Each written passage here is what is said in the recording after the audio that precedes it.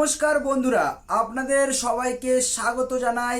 রাজ্য সরকারের তরফ থেকে সামাজিক সুরক্ষা ভাতা নিয়ে এক অত্যন্ত গুরুত্বপূর্ণ খবর ও নতুন নির্দেশিকা সামনে এসেছে।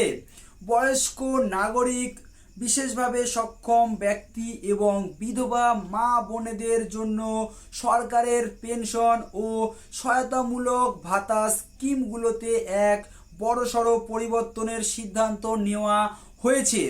এতদিন পর্যন্ত এই সমস্ত প্রকল্পে মাসে 1,000 টাকা করে সাহায্য পেতেন উপভোক্তারা, কিন্তু নতুন সিদ্ধান্ত অনুযায়ী এক মাসিক ভাতার পরিমাণ বাড়িয়ে এখন সরাসরি 1,500 টাকা করার প্রক্রিয়া শুরু হয়েছে।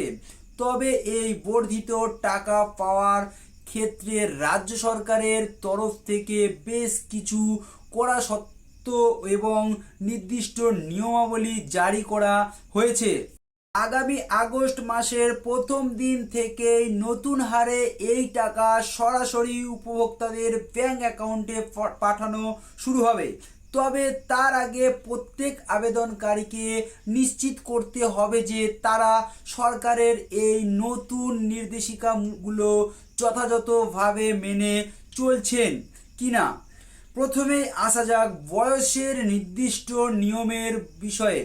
যারা বার্ধক্য ভাতার সুবিধা পাচ্ছেন বা পাওয়ার যোগ্য, তাদের ক্ষেত্রে ন্যূনতম বয়স 60 বছর হওয়া বাধ্যতামূলক করা হয়েছে। অর্থাৎ 60 বছরের কম বয়স হলে সংশ্লিষ্ট ব্যক্তি বার্ধক্য ভাতার আওতায় আসবেন না বা তাদের সুবিধা বন্ধ হয়ে যেতে পারে। অন্যদিকে প্রতিবন্ধী বা বিশেষভাবে সক্ষম ব্যক্তিদের জন্য যে ভাতার ব্যবস্থা রয়েছে, সেক্ষেত্রে আবেদনকারীর বয়স অন্তত পক্ষে 55 বছর হতে হবে। এখন বহু মানুষের ক্ষেত্রেই দেখা যায় যে তাদের জন্ম তারিখ বা সঠিক জন্ম মাস নথিপত্রে স্পষ্টভাবে উল্লেখ থাকে না। এই জটিলতা দূর করতে সরকার এই বিশেষ নিয়ম নির্দিষ্ট করেছে। নির্দেশিকায় বলা হয়েছে, যদি কারোর জন্ম তারিখ অজানা থাকে তবে সরকারি হিসাবে সুবিধার জন্য 1 জুলাই তারিখটিকে তাদের জন্মদিন হিসেবে ধরে নেওয়া হবে। আর যদি কারোর শুধুমাত্র জন্ম মাস মনে না থাকে, সেক্ষেত্রে যে কোনো মাসের 16 তারিখটিকে হিসাবে ভিত্তি ধরা হবে। এই নির্দিষ্ট সূত্রের উপর ভিত্তি করেই প্রশাসনিক স্তরে বয়স নির্ধারণ করা হবে।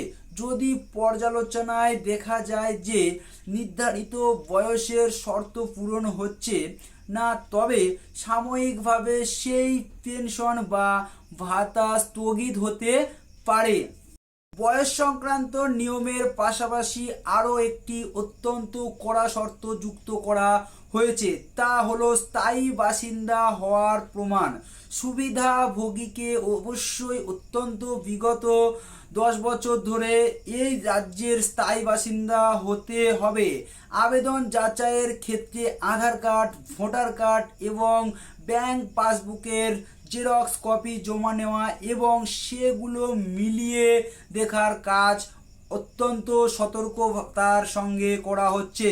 তবে সবচেয়ে গুরুত্বপূর্ণ যে পরিবর্তনটি আনা হয়েছে তা হলো ব্যাংক অ্যাকাউন্ট সম্পর্কিত লেনদেনের পদ্ধতি। এতদিন অনেক সময় অ্যাকাউন্টে ডিবিটি বা ডাইরেক্ট বেনিফিট ট্রান্সফার পুরোপুরি সক্রিয় না থাকলেও টাকা চলে আসতো, কিন্তু এবার সরকার স্পষ্ট জানিয়ে দিয়েছে যে ব্যাংক অ্যাকাউন্টের সাথে ডিবিটি সুবিধাযুক্ত না থাকলে এবং ব্যাংক অ্যাকাউন্ট পুরোপুরি সচল বা লিঙ্কড না থাকলে বর্ধিত টাকার কিস্তি প্রক্রিয়াকরণ আটকে যেতে পারে। তাই যারা ইতিমধ্যে সরকারি সুবিধার আওতায় আছেন, তাদের অবিলম্বে নিজ নিজ ব্যাংকে গিয়ে ডিবিটি এবং অ্যাকাউন্টের স্ট্যাটাস পরীক্ষা করিয়ে নেওয়া উচিত। উপভোক্তার তাদের আবেদনের বর্তমান স্ট্যাটাস বা অনুমোদন বজায় আছে কিনা তা ঘরে বসেই নিজেদের মোবাইল থেকে খুব সহজে দেখে নিতে করতে পারেন। এর জন্য ইন্টারনেটে Paschimbanga social registry, West Bengal social registry পোর্টালে যেতে হবে।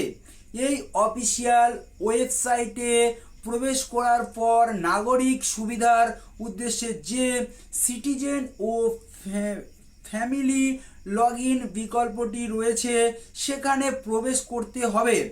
এরপর নিজের জেলা নির্বাচন করে এবং অ্যাকাউন্টের সাথে রেজিস্টার্ড মোবাইল নম্বরটি সেখানে দিতে হবে।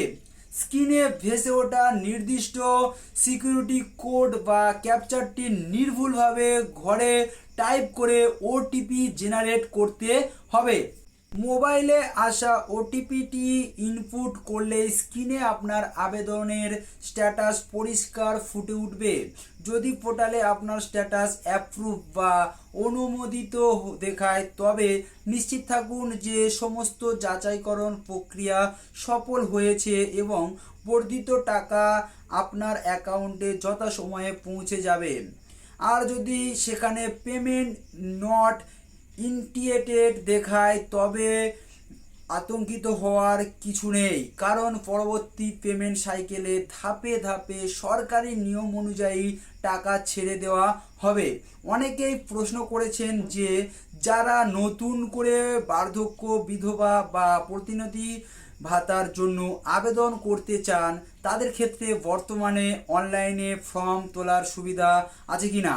প্রশাসনিক সূত্রে জানা যাচ্ছে এই মুহূর্তে নতুন আবেদনের জন্য সরাসরি ঢালাও অনলাইন পোর্টাল খোলা না থাকলেও রাজ্য সরকারের পক্ষ থেকে আয়োজিত বিভিন্ন স্থানীয় জনকল্যাণমূলক সামাজিক শিবির বা দুয়ারে সরকারি ক্যাম্পগুলোর মাধ্যমে অফলাইনে আবেদনপত্র জমা নেওয়া হচ্ছে। সরকার যখনই অনলাইন পোর্টালে নতুন করে আবেদনপত্র গ্রহণ শুরু করার সরকারি বিজ্ঞপ্তি জারি করবে, আমরা অবশ্যই দ্রুত নতুন তথ্যের সাথে আপনাদের আপডেট জানিয়ে দেব।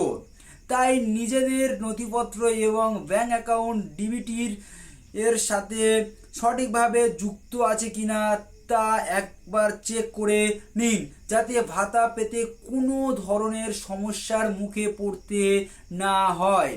খবরটি দরকারি মনে হলে ভিডিওটিতে একটি লাইক করে দেবেন। প্রতিনিয়ত এই ধরনের সঠিক ও গুরুত্বপূর্ণ আপডেট সবচেয়ে আগে পেতে আমাদের এমডি নিউজ বাংলা চ্যানেলটিকে এখনই সাবস্ক্রাইব করে সঙ্গে থাকুন। সবাই সুস্থ থাকুন, ভালো থাকুন, ধন্যবাদ।